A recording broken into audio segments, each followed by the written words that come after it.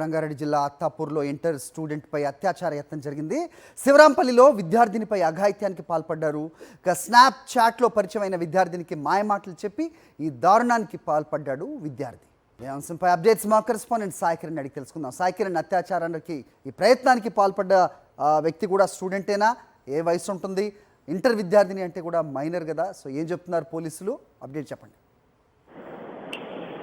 Hari BTech విద్యార్థి ఈ ఘటనకు పాల్పడ్డట్టుగా అయితే తెలుస్తుంది. అయితే ఇంటర్ చదువుతున్నటువంటి యువతి స్నాప్ చాట్ లో పరిచయమైన యువకుడికి గత 2 నెలలుగా కూడా స్నాప్ చాట్ లో వేధింపులకు గురిచేసి భయభ్రాంతులకు గురిచేసి లోపరుచుకున్నాడనేటువంటిది ఆ యువతి తల్లిదండ్రులు ప్రస్తుతం పోలీసుల ఫిర్యాదులో పేర్కొన్నారు. అత్తాపూర్ పోలీసులకు ఫిర్యాదు చేయడంతో అత్తాపూర్ పోలీసులు విచారించి అతన్ని అదుపులోకి తీసుకున్నారు. గత 2 నెలలుగా స్నాప్ చాట్ లో యువతితో చాటింగ్ చేసి బ్లాక్ మెయిల్ చేసి యువతి ఇంటి దగ్గర ఒంటరిగా ఉన్నటువంటి సమయాన్ని చూసుకొని వెళ్లి అక్కడ అఘాయిత్యం చేసే ప్రయత్నం చేశాడు. వెంటనే తల్లిదండ్రులు ఈ విషయాన్ని తెలుసుకొని పోలీసులకు ఫిర్యాదు చేశారు. పోలీసులు ఆ నిందితుని అదుపులోకి తీసుకొని ప్రస్తుతం రిమాండ్ తరలిస్తున్నారు.